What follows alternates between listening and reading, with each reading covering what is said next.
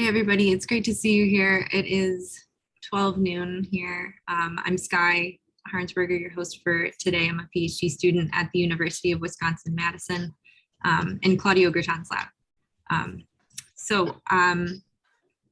I think we will get started here. I'm so excited to welcome you today to the Grasslands 2.0 Digital Dialogue Series. Again, I'm your host, Sky. This dialogue is part of our 4-part series, What Are Healthy Ecosystems?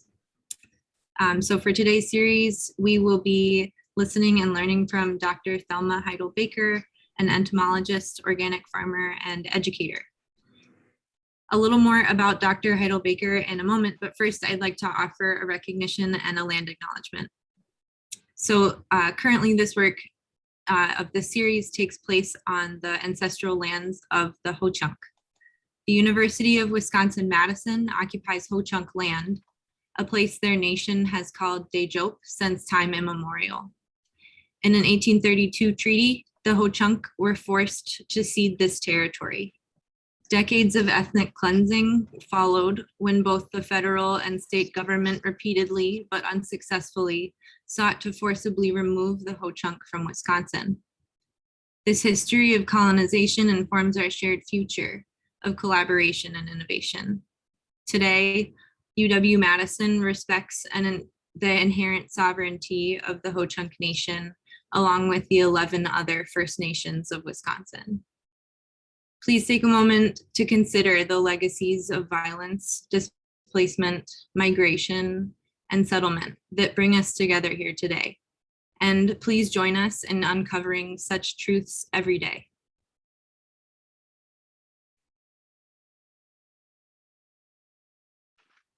With that said, I'd like to suggest a few ground rules for the discussion, and I'll put these in the chat. So we'd just like to ask that everyone here listens and respects everyone else and provides their commentary with honesty. And we can acknowledge that it's okay to disagree with one another if we hear something that feels different from our own experience. It's our hope that we can meet conflict with curiosity in this space, and that we can allow others to step up while we step back if we are speaking too much, or likewise step up if we haven't been speaking much at all. And this is a digital dialogue. It's our hope that this is a dialogue. So folks should feel free to add your questions to the chat during Dr. Heidel-Baker's talk, or raise your hand at the end of the talk. If you've written a question in the chat, I'll keep an eye on that and have that as your place in line for questions. And I'll ask you to unmute and repeat your question after the presentation is over. So with all of that said, I am so excited to introduce Dr. Thelma Heidel-Baker.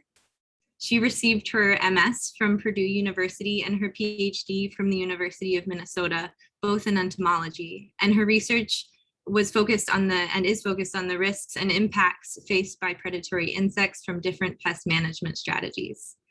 Thelma has worked for the Xerces Society for Invertebrate Conservation and was an IPM and extension coordinator for field crop pests at Iowa State University. She is an organic dairy farmer in Wisconsin at Bossie Cow Farm and a member of the Organic Valley Co-op. She actively incorporates insect conservation on her family's farm, like the establishment of monarch meadows. So thank you so much for joining us today, Dr. Thelma Heidel-Baker. I will send it over to you.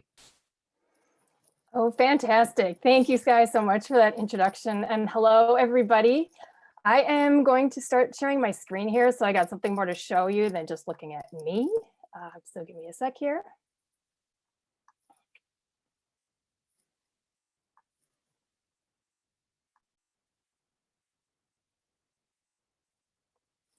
Okay, are we good to go? I hope so. All right. So I'm really honored. I'm really excited to be here today and to talk to all of you about some things that are just very near and dear to my heart, both personally and professionally, as you will see. we're gonna cover a lot of different things, and maybe some things in more depth and some things maybe not quite as much, but I'm going to give you a journey today, kind of a personal journey, and get you maybe thinking about some things that you haven't thought about when it comes to grazing, grass farming, and yeah, and maybe things that you can do if you do graze, or work with other grazers. So everything that I'm going to be showing today here, the photos are going to be coming from my farm. And I just kind of want to let everybody know these are my photos. I love taking photos. So I'm trying to share visuals to go along with this. I love doing these talks in person on the farm, but unfortunately that's not always possible. So doing the best that I can to bring you here to my farm without actually being here. All right. So this whole story that we're going to take today is something that's really exciting to me because it's all these different pieces of my life kind of put together, and I'm going to try and convey some of this to you. So I'm an entomologist. I love insects. I know not everybody does, and I appreciate that. But my goal is always to make people be able to appreciate insects, maybe not as much as what I do, but recognize at least that they're valuable, they're useful, they're inherently a part of our lives and our landscapes and the ecosystems, and we need to have them there. And so everything that I do is I was thinking about, like, what can we do for the insects? What can we do to better it for them? As well as trying to teach other people about why these creatures are so important. So that's one part of me. And I do have degrees in entomology because I like insects so much. I just didn't want to stop going to school and learning about them. But after going to school and becoming an entomologist, there are things that I have learned that are just as important. While insect pest management was my specialty at first, I ended up doing a lot of work in how to conserve beneficial insects. And we'll get a little bit more into that a little bit later. So I've become a conservation specialist.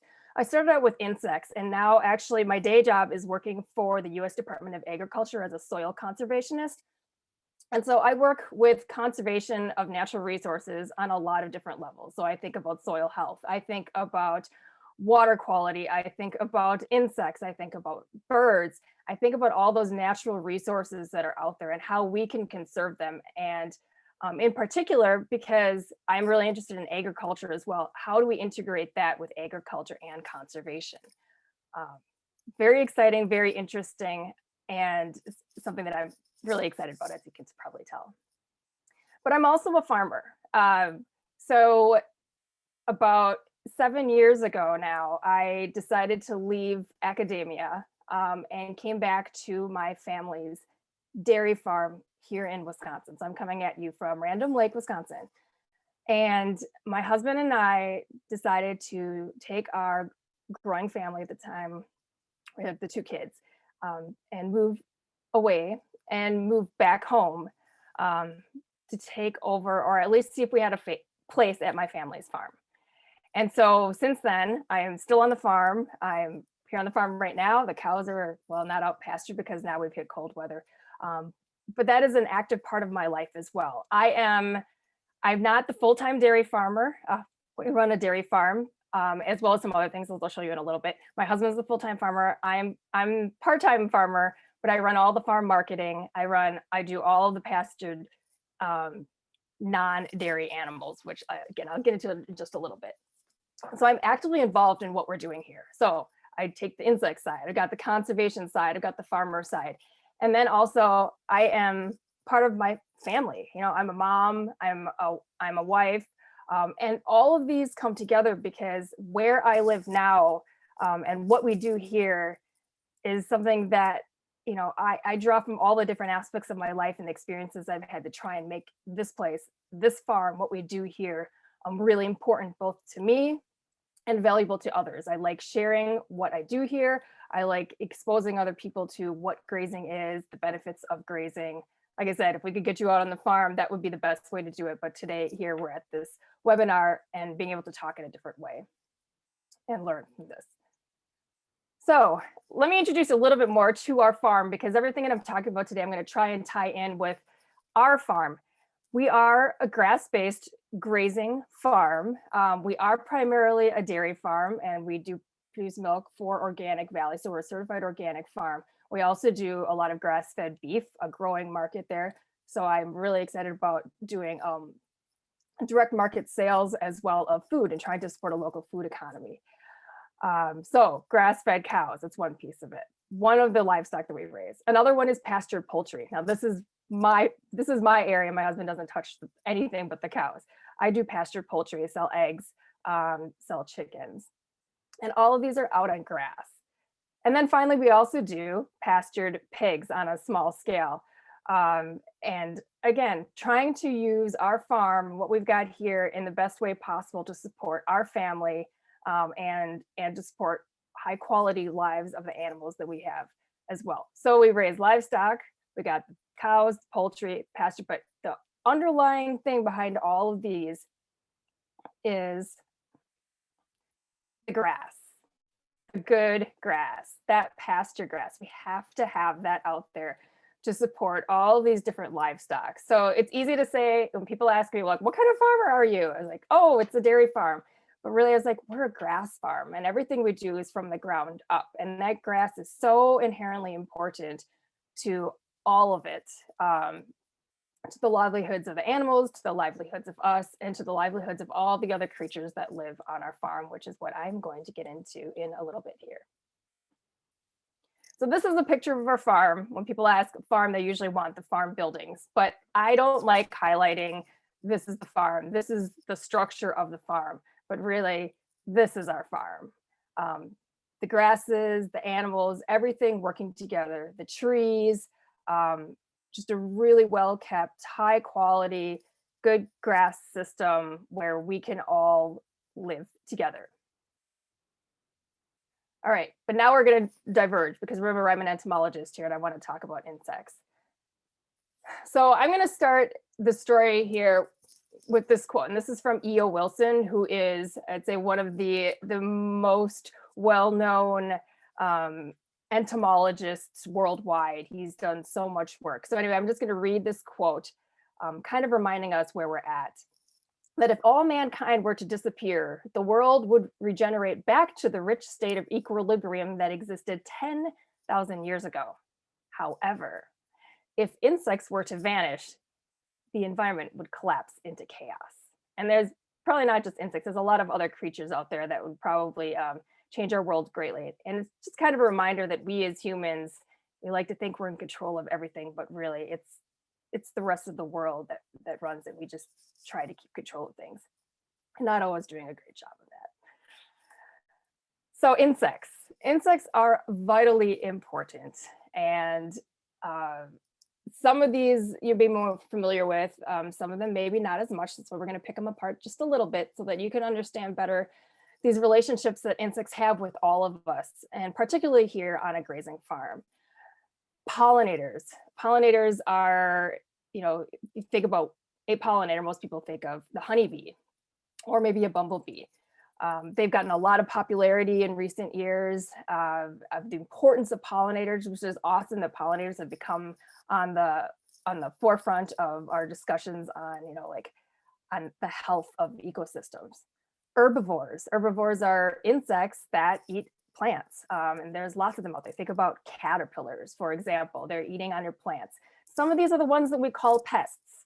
I have a hard time calling any of these creatures pests on our farm, because really, even though we may have caterpillars out in our pastures, a lot of times there's such a balance there between the herbivores and the predators, which comes next, that they never become a problem. It's just like the definition of a weed. A weed is a plant that you don't want in a particular place, right? But not all plants are weeds. And one example I'll give later is the dandelion, for example. A plant that some people call weeds, but we never call them weeds on our farm. So herbivores too are those insects that may or may not be pests, depending on your context that you're working with. So we've got pollinators, we've got herbivores, and then we have predators, predatory insects that feed on other insects. And then we have these really important decomposers, which on a farm like ours with livestock that produce lots of manure, decomposers become super important, as well as decomposing down organic matter from plants. And then insects provide a vital role for food for other wildlife as well. And we'll talk a little bit more about that in a bit, but thinking about this whole connection that we have with all these different organisms on the farm or on any farm, food for other wildlife. So in this picture over here, we have a ladybug.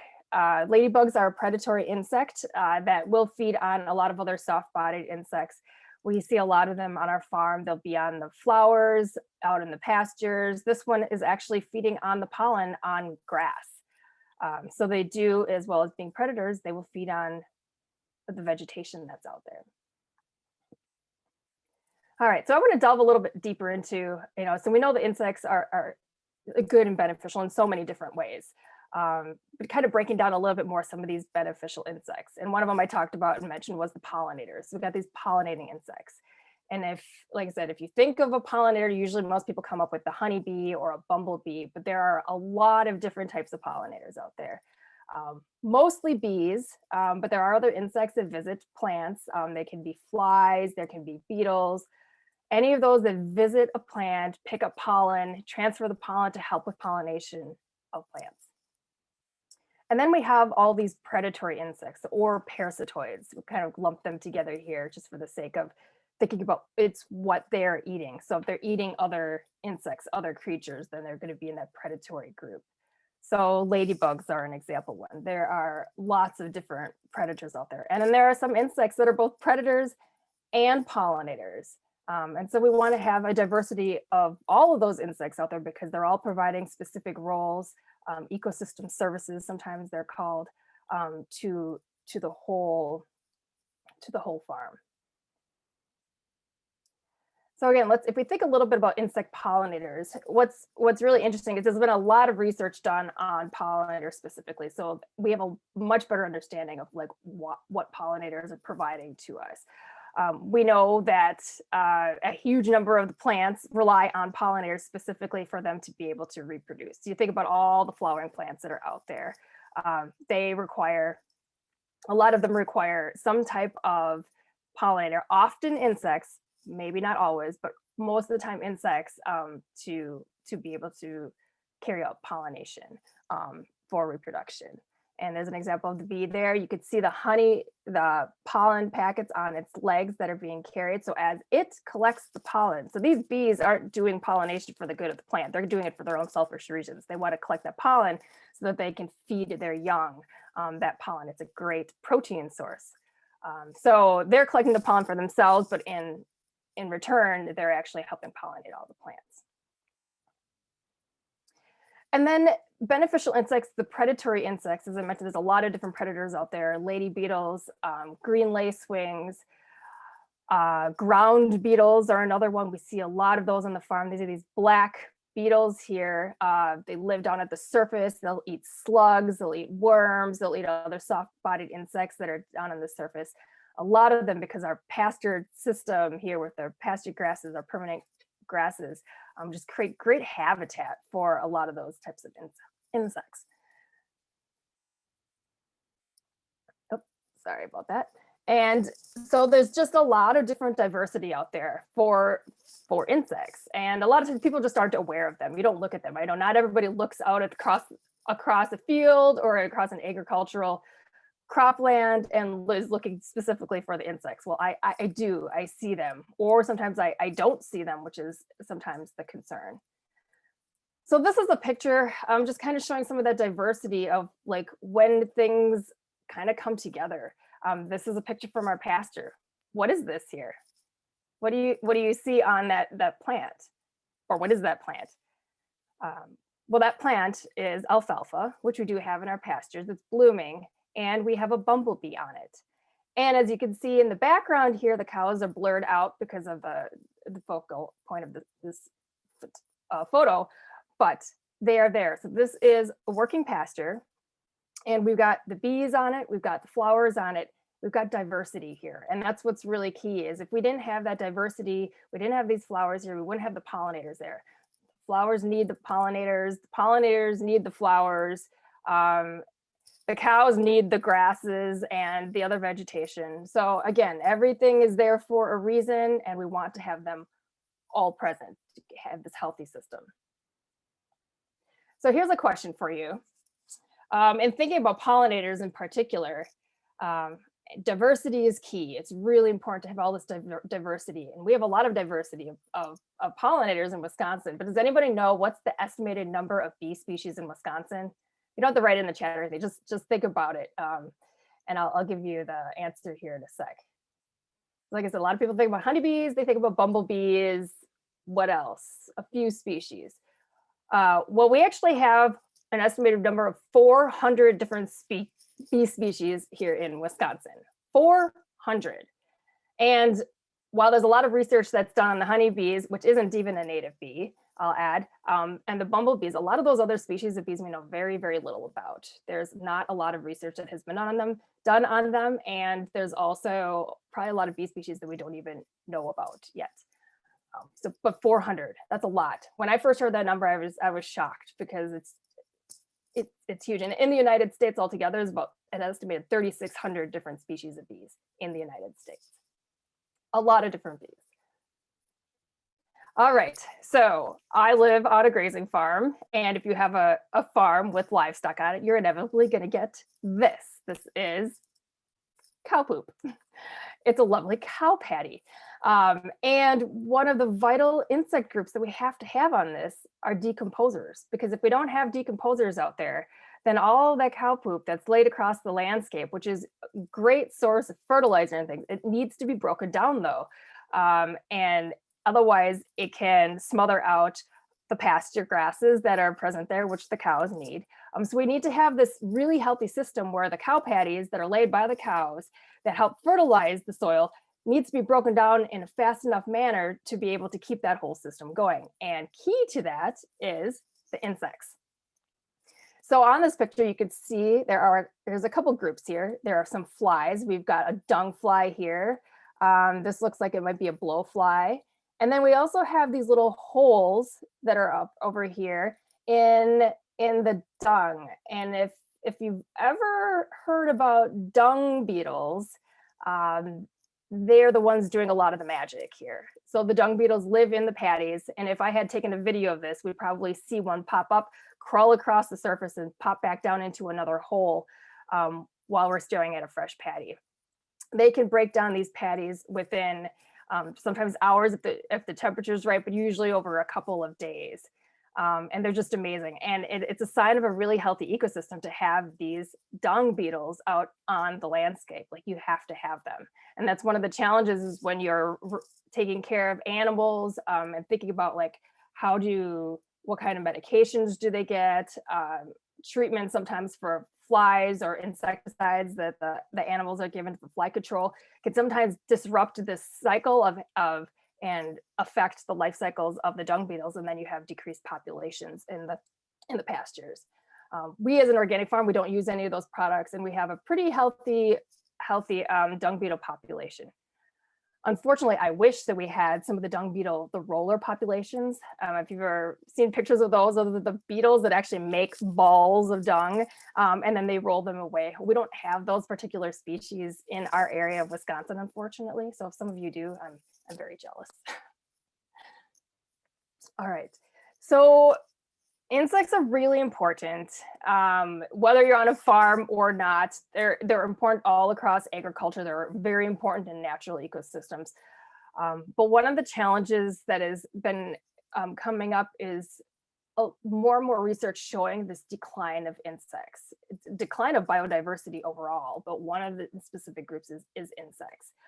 This is one study that was done. It came out in 2017. And why this one was interesting in particular was because it was done in nature reserves. So natural areas where you'd think that the general insect populations wouldn't be affected. And this research showed that there's a decline by 76% of insect biomass overall over a 20-year period. So it's a very short period of time, a big impact. And this study, there's been a number of other ones as well, just kind of documenting in different places. There's one that came out of Costa Rica as well. and all over the world, showing these challenges that we're seeing with insects. And what's causing them? Well, it's not one particular reason. It's lack of habitat, loss of habitat, pesticides, climate changes.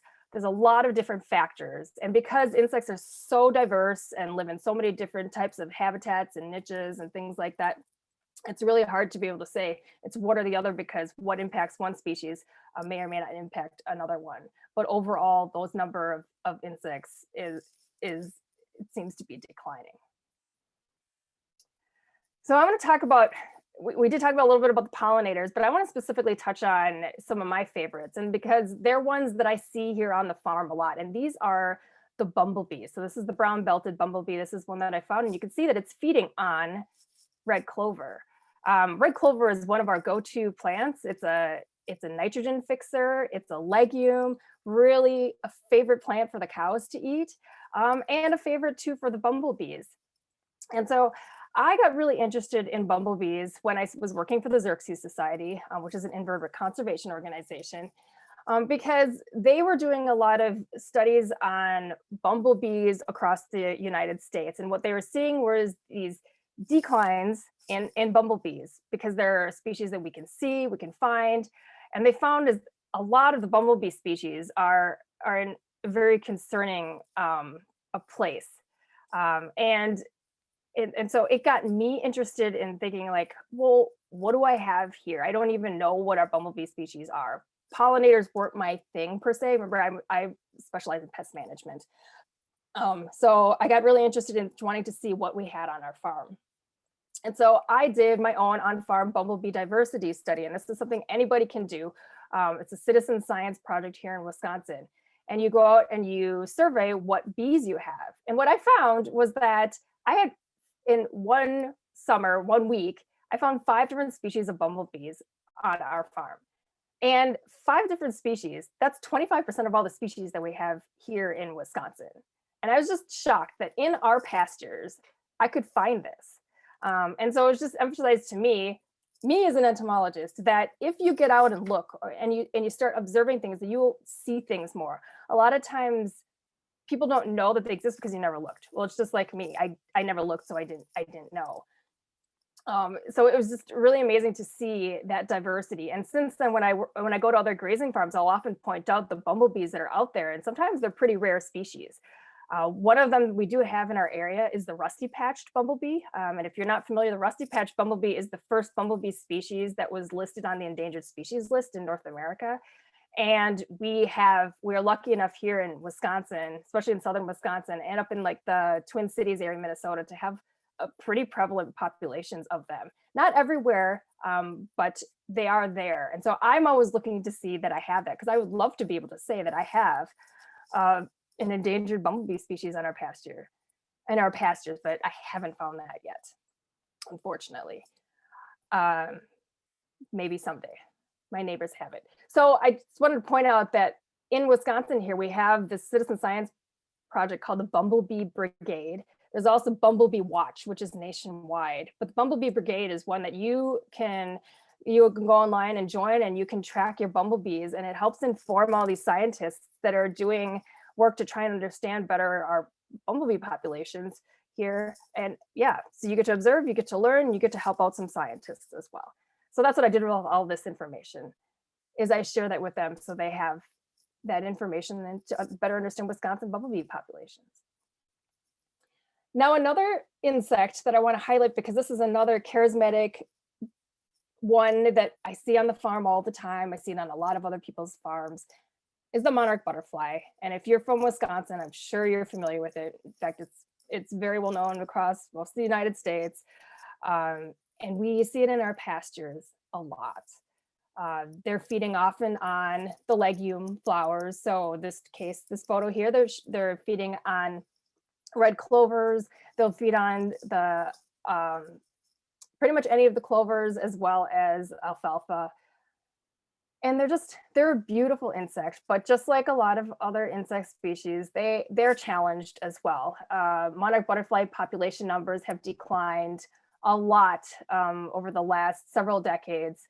like a 90% decline. I was fortunate enough to go to the overwintering grounds down in the mountains of Mexico to see where the monarchs that reproduce here go in the winter time.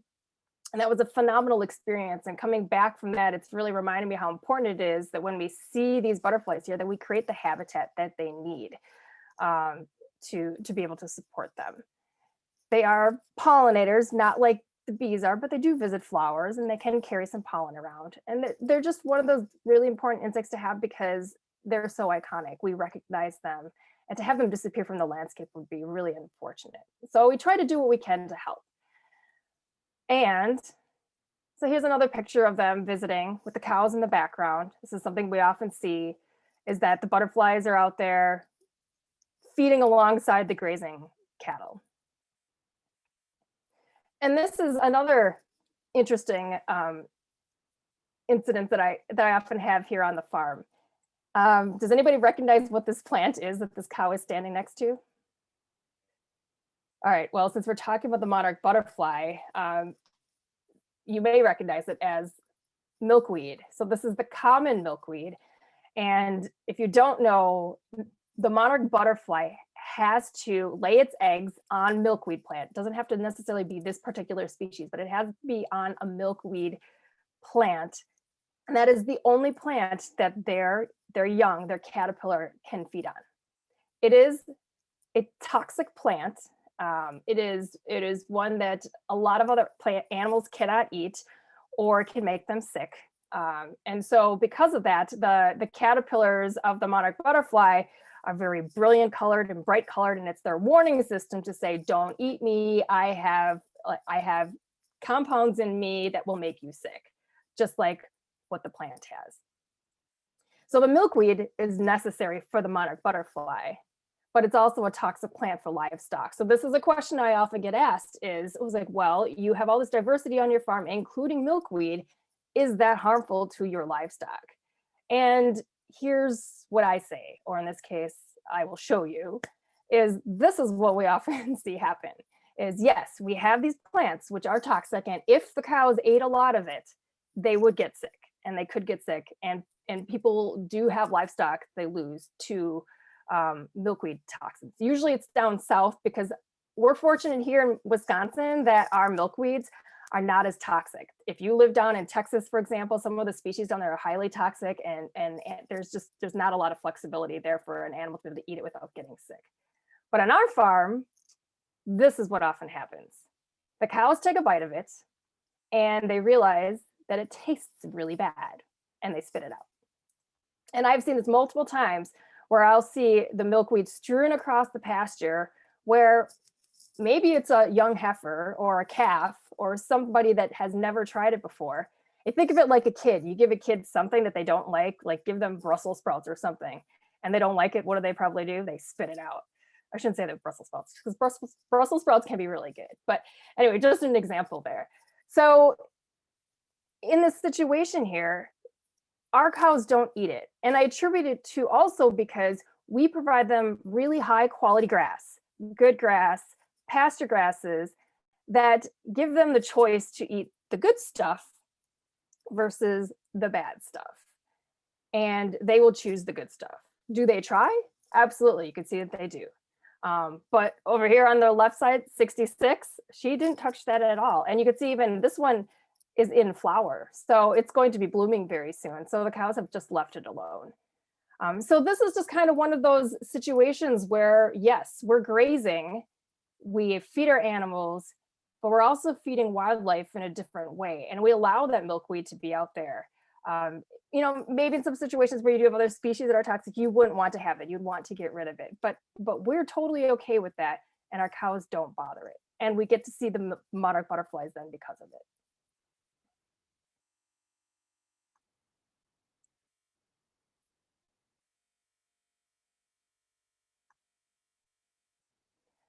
All right. So here's another picture that's really important. And I mentioned earlier how the definition of what's a pest or what's a weed is really in the eye of the beholder. This is our fields in springtime, like in the end of May, beginning of June. maybe a little bit earlier than that, of dandelions. And dandelions are, we sometimes call them the ice cream to the cow world. They only get them, the flowers only come out early in the spring, but cows love them. So even though this plant in some situations might be called the bane of somebody's existence, for example, on a lawn, people may not want them. Um, we feel that diversity is really key here. And it's diversity for the soil health, diversity for the pastures, diversity is important for our animals and what they're consuming because you are what you eat. So, eating diverse foods is always really good for us too. Cows, same thing. Um, and then there's another piece here, though, is that these are flowers, right? So it's not just for the livestock out here, but also for bees and pollinators. One of the earliest blooming plants that we have on the farm is dandelions. And so in the springtime, when the dandelions come into bloom, it's where I will often see the first bumblebees feeding because there isn't much else in bloom. So this bumblebee on this dandelion here, that was probably taken, I think it was the end of March or early May even, or sorry, end of March, early April. This was one of the first ones. This wasn't out in the pasture. This was in front of my house, but that's where the bee came. That's the queen. That's a queen bee. She comes out of hibernation. She has to find food to start up her nest, and there she is feeding on it. So that's where that diversity within your pastures becomes really important to support the pollinators, which we want to have out there as well.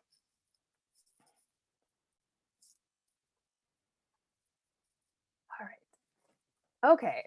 So one of the key things here, we're trying to support pollinators, trying to support wildlife, trying to support any of these other organisms on our farm, in addition to livestock, is habitat. And habitat is key to providing for that.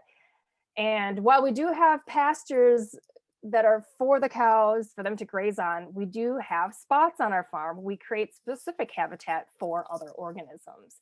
And in my case, because I'm really interested in insects, it happens to be insect habitat. So this is a pollinator planting that we put in on our farm. It's a half an acre. And actually you can see here, we did it 1 year, we did a quarter acre at a time. So on the left here is the first year, or I should say second year of the pollinator. And then on the right here is 1 year younger. So there's a little difference there in their development. Now, this was taken a few years ago. Now they pretty much look the same. But that's where, if we really want to support these creatures and organisms, we got to make sure that there's habitat for them. And so this is our particular way to do it. I also have habitat spots like this of native flower plantings on our farmstead as well. All right, so I want to talk about some of the other creatures on the farm. I love insects, but I recognize they're not the only things that live on the farm besides our livestock. And one of them is birds. So birds are all over our farm. They're on most farms. They're probably around your house as well. And just like the insects, there has been a huge observed decline in the number of birds across the United States.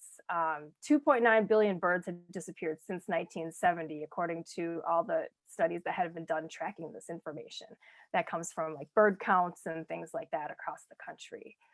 That's a really, really steep decline. And you just don't see as many. And a lot of times once they disappear, you don't really notice it. It just kind of becomes quieter. And one of the things that really, one of the groups of birds that really has been impacted by this is grassland birds. Grassland birds. When I was growing up, I don't think I saw very few grassland birds. Our farm was not a pasture grazing farm when I grew up. It was, crops, it was dairy farm. We didn't have the habitat to support any grassland birds. And now we do. And it's been really amazing to be able to see that when we create these spaces for these organisms, that they come back. They're able to exist. So if you create the habitat, sometimes they will come. I guess. This is a picture of our pasture. It's not very pretty, but what it is it was left to go. So there's kind of a line here in the middle, and on the left side, you can see it's not as brown looking because the cows were allowed to graze it off. But on the right side here, it was just allowed to go for June and for July so that we could let the grassland birds nest in there. And in particular, these are for the bobolinks. And I apologize, I just realized I don't have a photo in here of the bobolink, but the bobolink is a beautiful, the males in particular, beautiful black and white bird that live in these grassland areas. And the bobolink is one that has a beautiful song. The males are black and white. And I'm gonna see if I can play this song for you. This is the recording that I did in our pastures last year. I don't know if it's gonna work, but I'm gonna just give it a try here.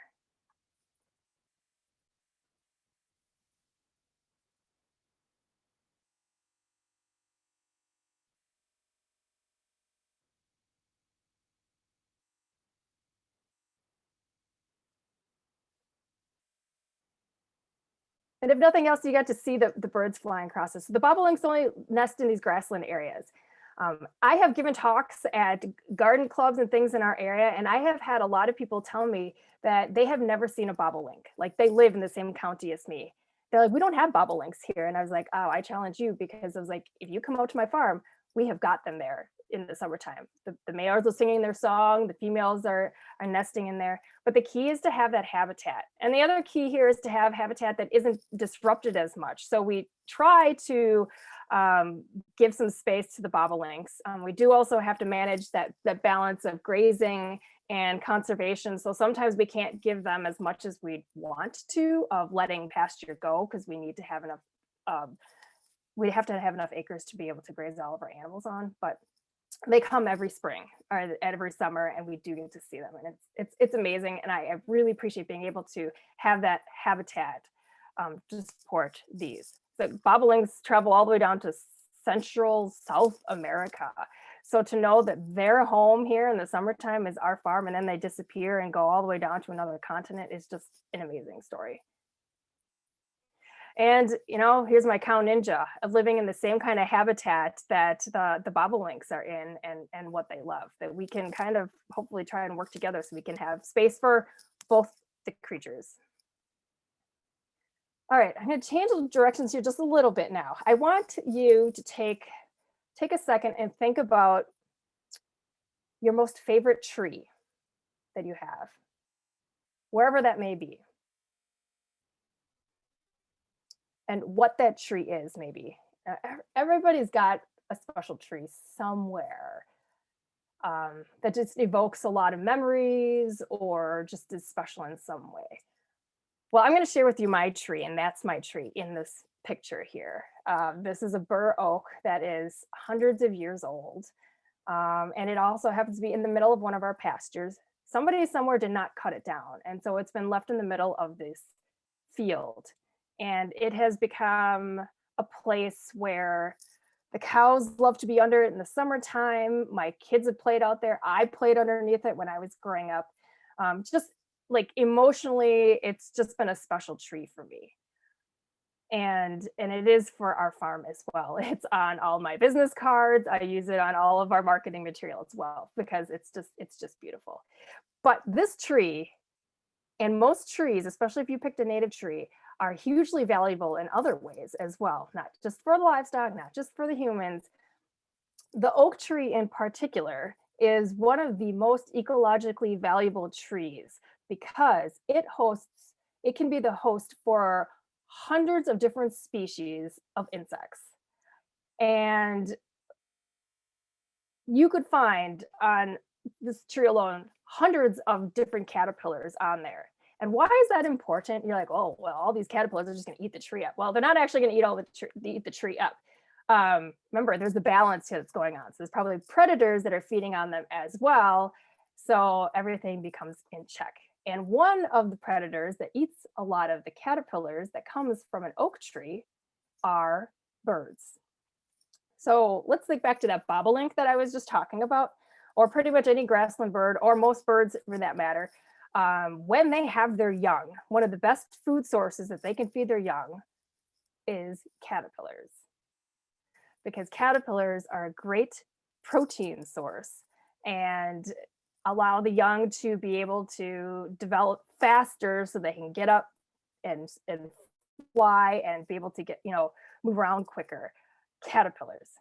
It's been estimated that, so this is for a particular chickadee, and it exists down south, but one young chickadee could take up to 8,000 caterpillars that need to be fed to it by its parents in order for it to survive to adulthood.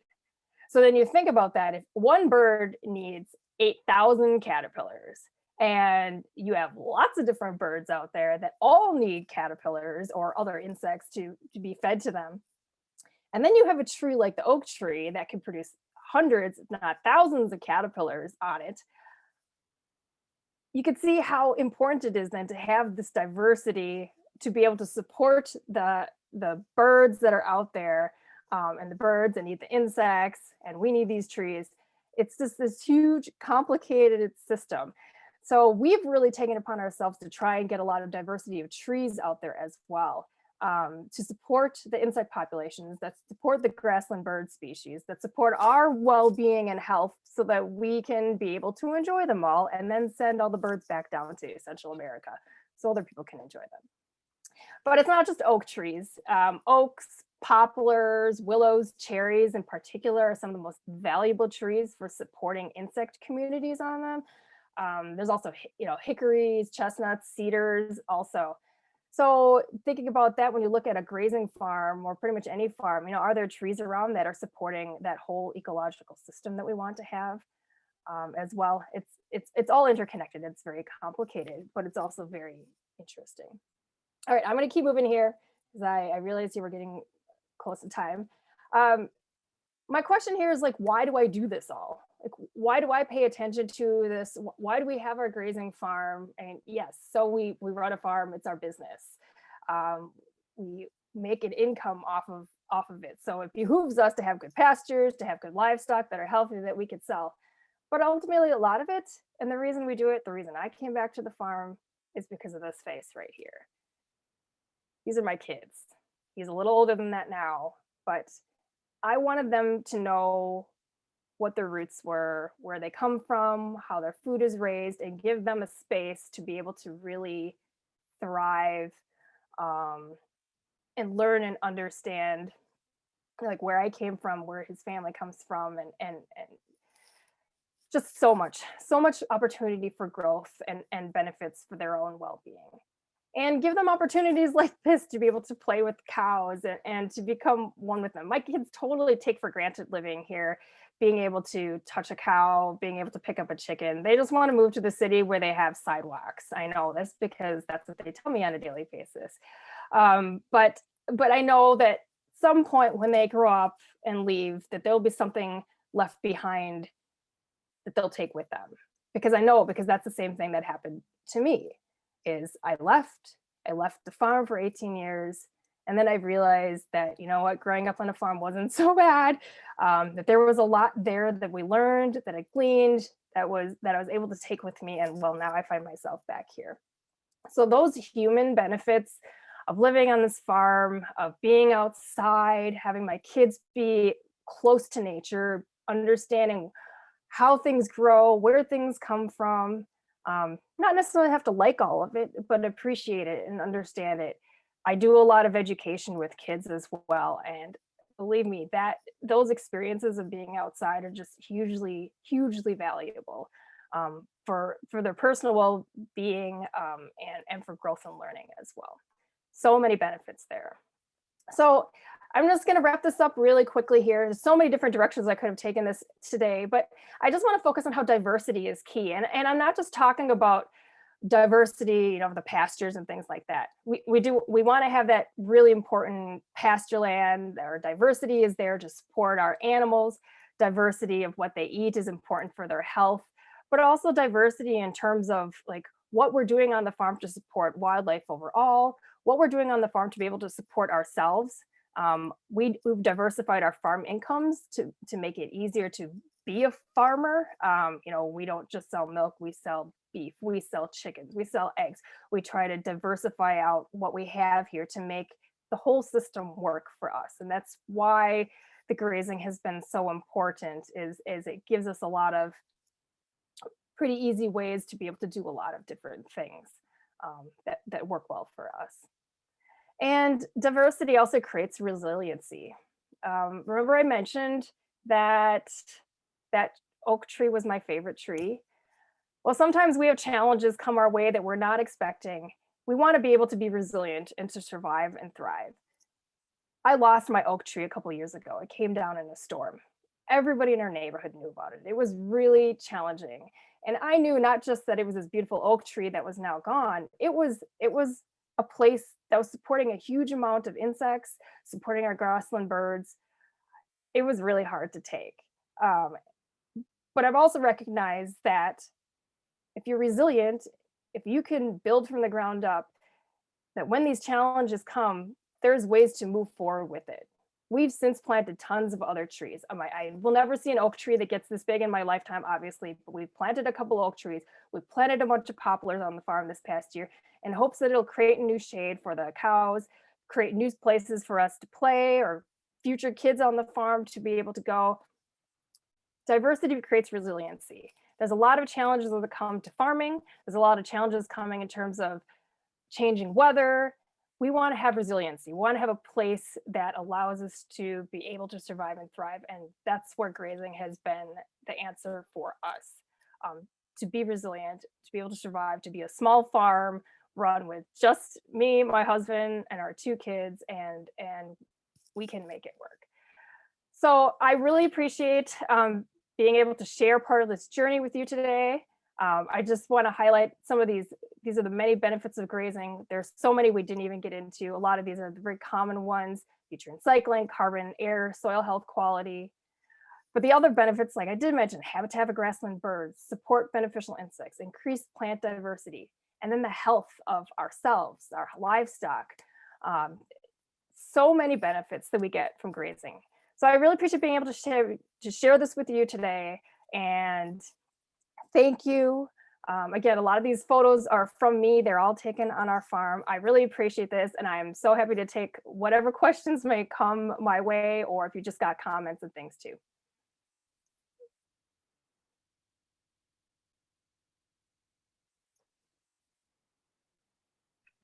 Thank you so much, Dr. Heidel-Baker. That was wonderful, and I'm really looking forward to discussing it with you and everybody else here.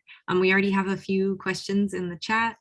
The first one is from Ali Bergstrom. So I said this at the beginning, but I'll say it again. If you have a question in the chat, I'll ask that you, or I'll call on you in line so that you can ask your question yourself. So I'll invite Ali Bergstrom to contribute now.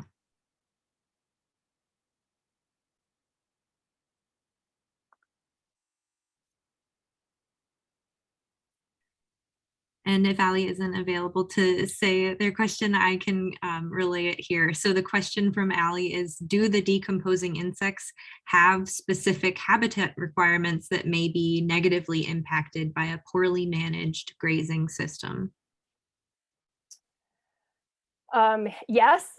So yes, any of those, the decomposers, and there's lots of decomposers, at least when we're talking about the insects. And then there's all kinds of other decomposers as well. I mean, think about earthworms and things like that. So they have really specific, I'd say almost every organism, every insect out there has its own habitat.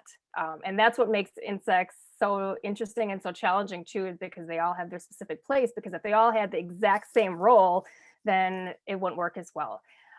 So yes, they have different specific spaces. And so the management of the farm, yes, it does make a big difference on having the success of the decomposers. So one of the things to think about, especially if you're thinking about like the dung beetles in particular, like there are whole groups of people that look at dung beetles and try to bring dung beetles back to their farm because they're missing that particular group of insects to help break down their dung beetles. So then sometimes when you don't have the populations there, we have to ask, why don't you have them there? Is it because they have been wiped out for so long? they didn't have their habitat there. Or sometimes the question is like, how do you manage your animals, and thinking about like what are the pesticide applications that you're giving to your animals. Things like dewormers and things like that are meant to kill internal parasites. When you give them to the animals, and this isn't my expertise area because I haven't um, the animal pests themselves, but when you do give those to an animal and then it comes out in their manure out in the fields, that is a chemical that's designed to kill those parasites, and it's in the poop, and it can impact the dung beetle populations. And so sometimes we have to back up a little bit to say, like, why is it that you don't have them on your farm? Let's make sure that's not the underlying cause before we move forward. Um, and then other issues with like our decomposers is things like overgrazing, for example, that if you are grazing on your farm, and the pastures are consistently getting overgrazed, where there's hardly anything there. Like you could see in this photo here, we rotationally graze our animals. They're moved once, twice a day.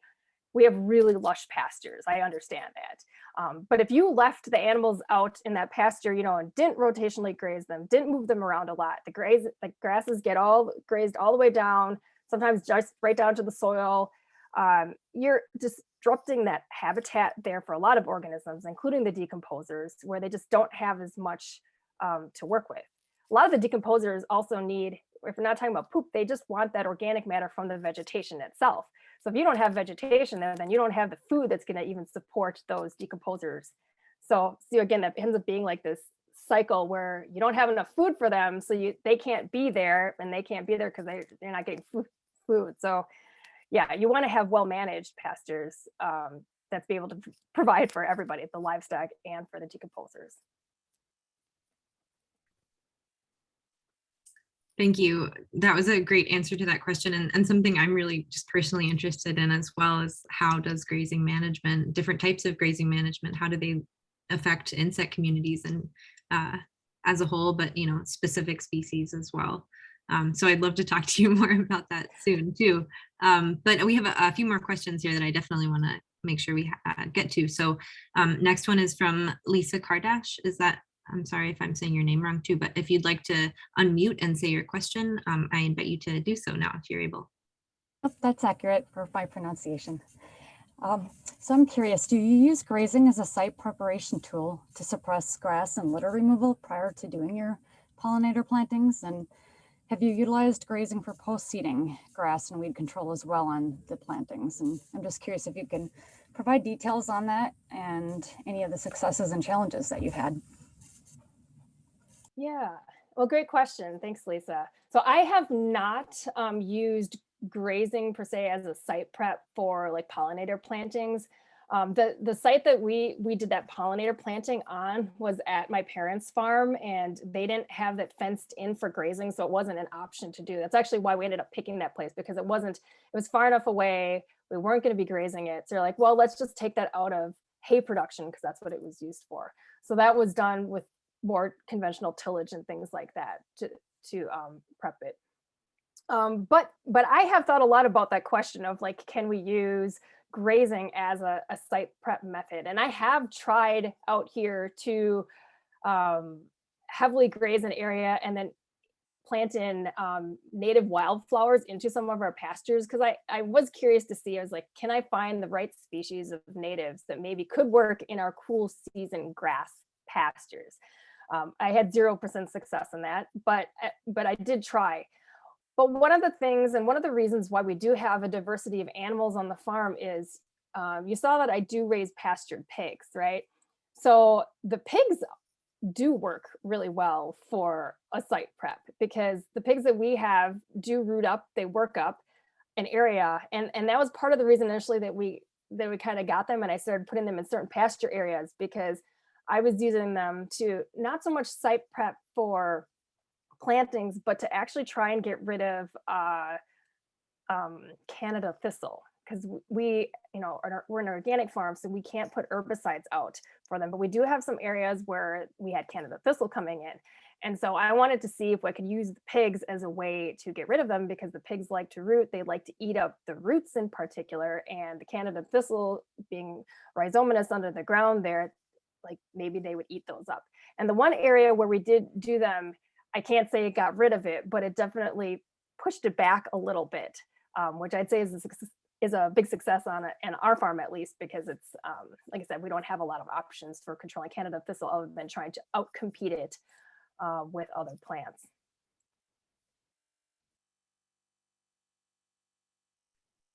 Thanks so much for the question, Lisa, and for your answer, Dr. Heidel-Baker. We have more questions in the chat here. One from Kelly Martinson. Kelly, if you're able to, I invite you to say your question. Thank you. That was a really great presentation. So I apologize if this is a little off topic because it's not really in Wisconsin, but in the southern US, invasive red imported fire ants are really destructive to native insect populations. And I was just wondering if you know anything about the research, if you have any input as an entomologist and a farmer about the strategy of using like a mass aerially applied ant insecticide, such as Extinguish Plus, to an entire cattle ranch in order to improve insect biodiversity to promote grassland birds. Oh, wow, that's interesting. So they're trying to control the red fire ants because they're well, like a pest species, but then also using that to try and actually increase the diversity. Is that correct? Or is it because the fire ants are eating the weed seeds? I'm not. Yeah, it's because the fire ants are preying on both the native insects as well as grassland chicks and nests. Okay. So yeah, sorry, it's a little off topic. It's okay if you don't know, just while I have the attention of an entomologist, I was curious. Yeah, no, it's interesting. Yeah, I haven't worked too much with the fire ants, but anytime, yeah, anytime. So if you're trying to increase diversity, with it's kind of like an invasive species. Like, what do you do to control an invasive species so that you can increase the biodiversity overall? And we have those same problems up here with plants and with some insects as well. I don't know what the insecticides are that they would use to control the fire ant. So my questions on that would be thinking about, like, so what are those pesticides? What is their residual? How long do they last in the environment, for example, before you'd want to or would be able to plant something in there to support more biodiversity? Because there are insecticides that can last for days, weeks, months, even years in a system before they break down, that could have potential long-term impacts on the beneficial organisms. So that would be one of the first things that I would think about. Like I said, I don't know exactly what they use out there for the fire ant, and we're fortunate that we don't have that issue up here. But yeah, I'm sure somebody is doing work on that down there because it is a big enough problem. But I don't have the specifics on that other than just those thoughts. Thanks. That's a great question, and I think could spur a lot more conversation. Just doing a quick Google search myself, and again, I'm just an entomology student and don't study this either, but it looked like the pesticide you were talking about is Extinguish Plus. Is that correct? Yes, that's correct. And that active ingredient is it's a variant of methoprene, I guess. Okay. So this is a juvenile hormone analog, which is, I mean, it'll affect more than just ants, that's for sure. I don't know if they're saying it'll only affect ants, but there's a few studies on honeybees and this type of pesticide, which is just one of the active ingredients in that brand. So I don't know, I would definitely, from a quick Google search, caution you from using that. But Yeah. I'm happy to talk about it more or send you some research articles. Thank you so much. That would be definitely something to look into. And maybe the answer would be not to do it across an entire area all at one time, to try things, do a quarter, do a third. I always hesitate if you're trying to apply something to do it across an entire area all at once, because you may have really long-term impacts. And like Skye mentioned, it is an insecticide. It's not really specific. So I don't know what other biodiversity are there out there, but I'm often integrated pest management applies to a lot of different things. And in that case, like, would you identify, instead of doing it across the entire area, identify the areas that are highest risk with the most populations of the ants, instead of trying to just blanket across the entire ranch or farm.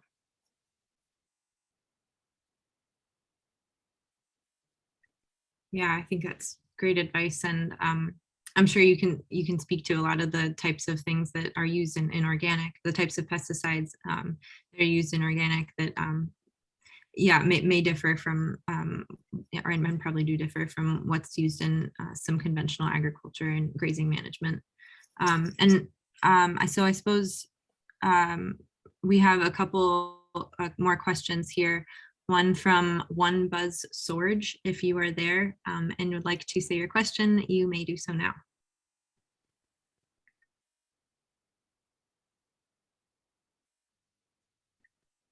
If not, I'm happy to relay. The question is, how do you feel the resiliency or for you and your farm has impacted the resiliency? I'm pretty sure it's of you and your farm has impacted the resiliency of your rural community. So kind of a broader question here regarding your resiliency on farm, and then how that's impacted resiliency of your rural community. Yeah, so one of the, yeah, that's a bigger question, but I do like it because I think a lot about my community here where we live, and in terms of, I like, as I've mentioned, I've done education. I've worked for nature centers where I was teaching kids. We've had lots of farm visitors come out to the farm, and I often view that a lot of them have never been to a grazing farm. So I like to give them that opportunity to come out and see firsthand what a grazing farm is like. And sometimes it's not even a grazing farm. Sometimes it's just having seen a farm at all. So, we've had neighbors come over. We've had school groups come over. We've had whoever. If I could do it full time, I would, but I can't. But to give them that opportunity, and when you get local people to see how the farm works, and see where, in our case, like where their food comes from, and understand how it's raised, it gives them an appreciation for what we do, as well as just better understanding how food is raised and grown and done, and the options that they have out there to understand what agriculture is like, and that there's not just one way to do it. There's not just one place that your beef comes from, or one way that your eggs come from, or that it has to come from a grocery store. So in terms of that resiliency, and we have on our farm here really increased, and because since, for example, COVID started at the beginning of 2020, we've partnered with a lot of farms in our area to start an online farmers market. And that has really increased our resiliency on the farm, because we have become not just a source for local food, but we've become kind of a leader in the area for where to get things from. And now we have other farms that come to us and are like, how do you do this? So I was saying, my talk today was about good grass. And I was like, the good grass is more than just supporting wildlife or supporting the livestock. It has to support us as well. And so if we can have this farm that supports us, and we don't have to worry anymore about the cows and what their care is like, which is where we're at. We don't have a lot of health problems with our cows, and we don't have a lot of health problems with our chickens. And you know what that means? That means that I can go do other things, or my husband can focus on other things, and we can improve other areas of the farm. So it creates a resiliency, and hopefully in the more long term.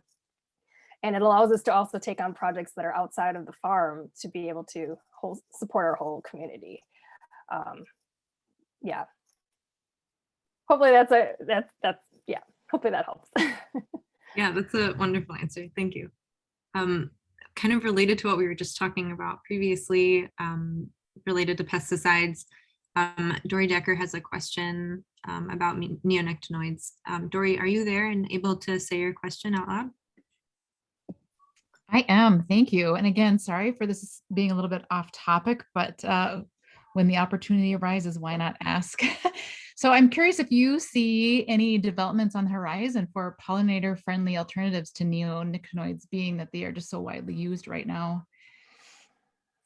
Yeah, so for those that aren't familiar, neonicotinoids are a group of insecticides that have become really, really prevalent and used like almost like an insurance policy in a lot of places. They have a very long residual, which means they're effective for a very long period of time, and they don't break down very well in the environment, which makes them really effective as an insecticide. But there's been a lot of non-target impacts that have been shown to pollinators, to bees, to monarch butterflies, for example, as well. And so they have raised some concerns because like I think anytime there's an insecticide that's used across the landscape, you know, like we talk about the fire ants, you know, you don't want to put an insecticide across the landscape, but these neonicotinoids are used really prevalently in a lot of places and a lot of crops. As for alternatives for them, I guess my first place is always, do we need to use them in the first place? Is, you know, I'm a firm believer in integrated pest management, or IPM. And the first one is like only use pesticides where they're really needed. And a lot of the neonicotinoids are not used when they're needed. They're used as a preventative or an insurance policy. So that's one of the big challenges right there, is just trying to minimize the use for it for when it's needed. I don't know what's in the pipeline for necessarily alternatives on that, because I'm not in that world if you're looking for insecticides and pesticides. But thinking about what we have here and using it only on an as needed basis becomes, I think really, really, really important. Is there something in particular, Dory, that you were thinking about with neonicotinoids? I guess my focus is a little bit more on greenhouses and Okay.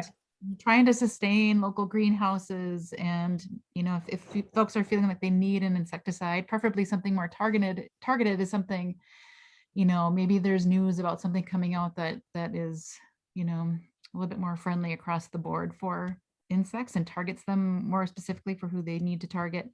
But yeah, so that's a little bit more of the focus that I was thinking of. But well, one of the things, so greenhouses are an enclosed environment, so which is actually sometimes really good for pest management, because you can do things in a greenhouse that you can't do in an open crop field, for example. So I would suggest, or I would look into biological controls using predatory insects, depending on what the pests are. So first you always want to know what pests are in the greenhouse, and then look into what are the beneficial insects that can be used to actually help manage like an inside biocontrol system. And I don't know specifically what pests you're working with, but there are some really effective beneficial insects, and there are lots of different companies out there that will sell them to you to use. And like I said, in a greenhouse, because it's closed in, you could do a lot of other things. thank you. Yep, you're welcome. Great. It's great to hear that there are folks tuning in from different perspectives too on farms, and yeah, it really just shows the variety of different management methods that you can do with IPM too, in different settings. So we have a question from Kelly Van Beek, and just asking, can you talk more about the trade-offs economically and ecologically for resting pastures in order to accommodate grassland birds?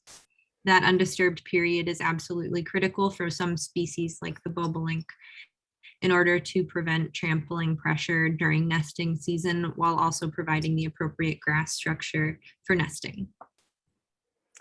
Yeah, there's some research. There have been several research studies that have done out of UW-Madison that have specifically addressed this. I'm not an expert on the nesting seasons and exactly which ones are the best to do to support these grassland birds. I can only speak from my experience here, but yes, it's absolutely critical that you have a resting period, and I think it's usually up until ideally to the end of July, if not mid-July, where you just let those areas go where you don't have the cows graze them. So if you can let 5, even 10 acres go, I think sometimes you usually want to, there needs to be a minimum size. Otherwise the birds don't want to use it. I think it's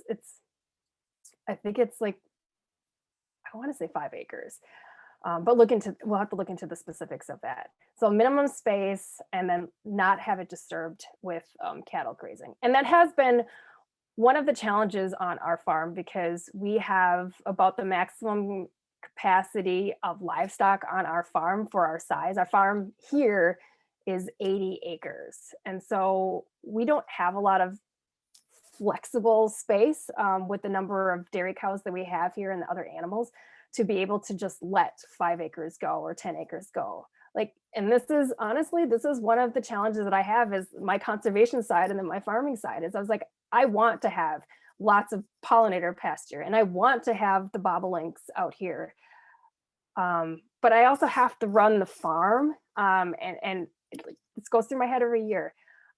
So when my dad was the farmer here, he would let some of it go, where he would just let the 5 acres. And that's why right behind the house, straight north of me right now, we have the bobolink pasture. We still call it that, because every year he would let it go. But we just haven't been able to make that work. So our alternative to that is to let my dad do that over at his farm, which is 3 miles away, where he does have a little bit more space, and he can let it go and not graze it, and let the bobolinks fledge out and come to maturity. And I unfortunately don't get to see it here as much. We have a few pairs that come through, but then when the pastures get grazed, they do unfortunately usually not make it through, or at least the way I don't see them.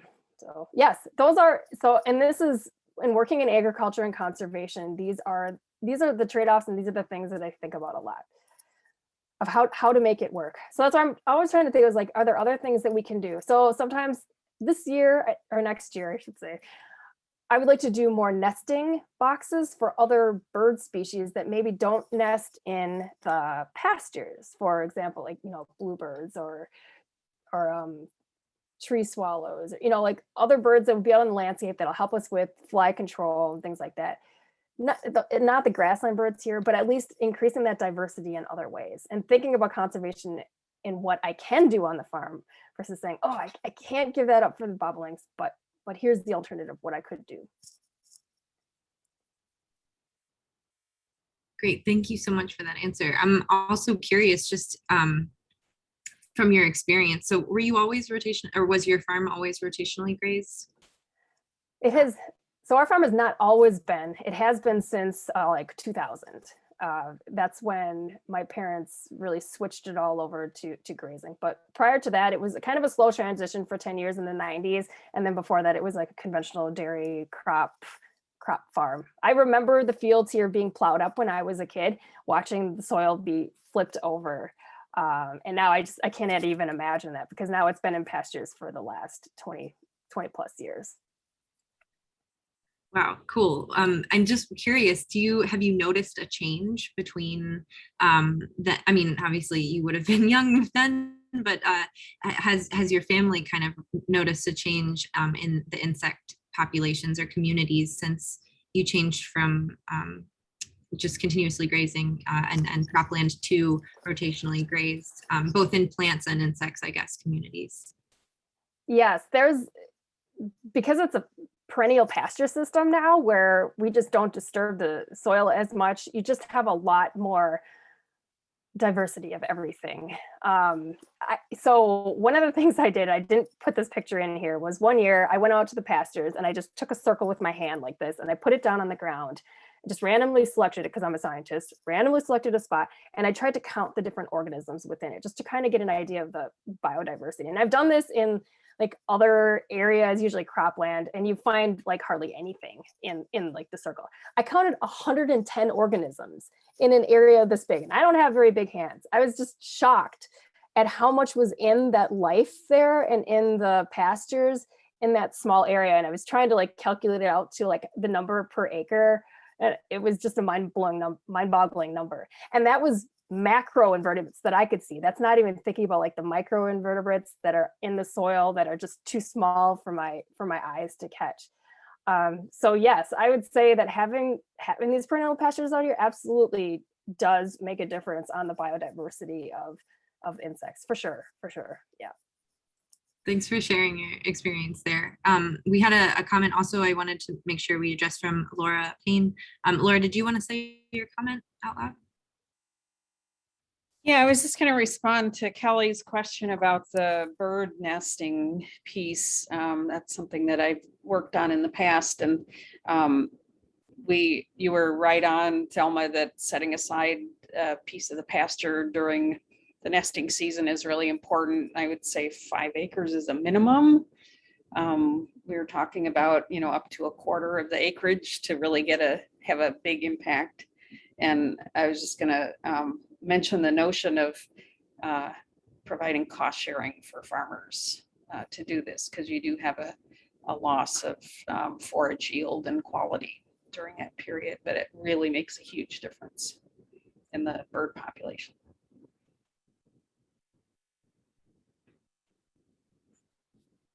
Thanks, Laura. Yeah, thank you so much, Laura. We also had a comment from Alfred Krusenbaum. If you're there and would like to say your comment, you're welcome to do so. Otherwise, I'm happy to help. Yeah, thank you, Sky. Hi, Thelma. The examples that you brought forward about insects on your farm, they were all examples where it doesn't conflict with your cattle management. I'm just wondering, do you and Ricky fight about the horn flies, whether or not you should do something about them? Or how do you handle insects that are really detrimental to milk and or meat production? Yeah, so the only issues that we have here in terms of like insects being pests per se would be the flies that do get on our cattle in the summertime at certain times. And it depends on year per year what the environmental conditions are like. Some years it'll be really bad and some years not so bad. So yes, we do have flies, and thinking about like what can we do for fly control to manage those. And to be honest, one of the things we had talked about was putting up some more bird nests. So we already have on the farm some natural fly control things. We have a big bat population on our farm. We've got a colony this year. I counted them. There were over 40 in our barn alone. And those help a lot. So again, this other diversity piece that I didn't even talk about, the bats, but the bats, we've got barn swallows, we've got cliff swallows. So like birds in particular are really good at fly control. Now that's controlling the flies once they're out there, but there's also that thinking about like how do you control the flies maybe before they even become a problem. And that's something that's been a little bit harder to figure out. So we'll work on that, and as we find more options, we'll let you know. We have thought about, there's biological control for flies, where you release parasitoids out into your fields that can control them. And I know they can be really successful in some situations, but our challenge is actually that we are rotationally grazed farms. So we're always moving. And because of that, it's really hard to keep up with where you release these parasites, because I've looked extensively into the life cycles of those particular parasitic wasps, and it doesn't quite work with our system, unfortunately. I'm a huge proponent of biological control, but in this case, it just doesn't work with ours. And we do a lot of natural repellents as well, using different plant volatiles that you apply to the cows, so that just repels them. And they do work, they just don't have a very long longevity, so they kind of wear off pretty quickly. So those are some of the options that we have used. Yeah, so, and that's really, flies are the only problem really that we've had of it being an insect pest. Yeah, hard to avoid. From what I understand about cattle farms and cow farms, flies are there. So we have some more questions in the chat here. Actually, Kelly Van Beek, I know you don't have the ability to come off mute, so I'll just read what you wrote in the chat. as a response to Laura, a model similar to what Vermont Audubon has done to compensate producers for delaying haying. Reverse auction would be interesting to investigate for the purposes of compensation to have nesting refuge pastures. If you have any response, Dr. Heidel-Baker, you're welcome to respond to. No, those are, it's nice to hear those options that, yeah, if you want to do some of this conservation, that there is the opportunity to yeah, get compensated essentially for setting things aside. And they do that in cropland right now. You can set aside natural areas and get paid through the federal government for it, or even have food plots out there. So I was like, yeah, it's kind of that similar idea for grassland birds. I think it'd be really interesting to see more of that. Great, thank you. And Dan Zer from UW Extension. You have a question? Yeah, thanks for sharing your information, Thelma, about your farm and what you do there. There's so much research out there about how farmers learn to change their practices and learn to adapt to more conservation farming. I'm just curious, one of the things that we know is one of the most successful ways to do that is for farmers to learn from other farmers. So you mentioned kind of using your farm as a classroom. So how much do you go out of your way to kind of outreach and bring other farmers in there to show them what you're doing in terms of soil health and managed grazing and diversity and organic farming and all that stuff? Yeah, I am a huge proponent for getting out onto other people's farms to learn something, especially if you're interested in trying to do it on your own farm. I try to personally do a lot of connecting between people, so that if I find out that they're interested in grazing or pollinators or whatever, I was like, I try to stay in the know, at least in my area, of like who's doing what, or organizations who to connect them with that might be able to help them as well. In terms of like on our farm of doing that ourselves, we have done some in the past, and it's kind of depended more upon what my workload is, what my current job is, and being able to do that. When I was working with the Xerxes Society, we did do some on-farm things. I did a lot of the demos on how to do native plantings on a farm, for example. And I have done it in whatever capacities I can. I can tell you, like right now, I work for the U.S. Department of Agriculture and the Natural Resources Conservation Service. And now that I'm working directly with farmers on, how to do conservation on their farms, I've had a couple of different local farmers come out who were interested in grazing, because we didn't have anybody else really close by to be able to show them. And I wanted them to understand what grazing was before they signed on to something they didn't quite understand. And so I was like, just come out to my farm and I will show you what it's like, at least on one farm. I always recognize like the way we do it is not the only way to do it. But I have had people come out to do that and to showcase them, because yes, absolutely. Seeing it firsthand just speaks 1,000 words. I mean, it's kind of like why I tried to show photos today too, is just so you can see something of what is going on, but to be on a farm in person. And that's why I've really missed in the last year of having pasture walks. There just haven't been that many. So I haven't been able to send people to them because there just haven't been that many. So I'm hoping that continues or picks up a little bit in the future next year, so that I can get people out and show them firsthand. Yeah. Thanks, Dan, for the question. Well, thank you so much, everyone, for contributing your questions here. There's a late breaking entry to the chat here from Sherry Nolden. Do you want to share your link here? You're welcome. Sure. I've been doing some research on dung beetles, and we've found that the dung beetles in our surrounding farms, where they have more cattle than we have been increasing over the years. And with that, the hornfly populations have decreased, and it's really quite manageable now.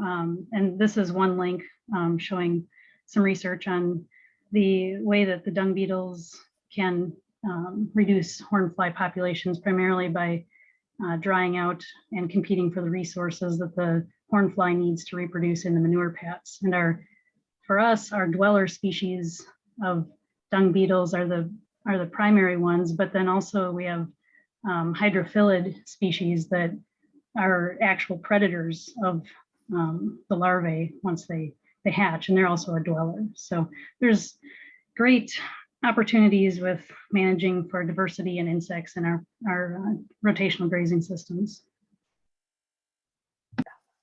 Thanks so much for adding that, Sherry. That's fantastic to hear. And I appreciate that link too, because yeah, dung beetles are fascinating. And like you mentioned, they're also predatory dung beetles. So there's a lot of different things that they're doing in the grazing ecosystem to be adding to the overall health of how the whole system works. Yeah, thank you so much for adding that link and that addition to, you know, this conversation around IPM and biocontrols. It's so cool once we start looking at these species relationships, and I'm glad we could explore some of them today. Thank you so much, Dr. Heidel-Baker, for joining us. I think that's all the questions we have time for at the moment. If you want to share your contact information in the chat, maybe folks can follow up with you. Thanks everyone for joining us today, and we will see you again sometime soon at the next one.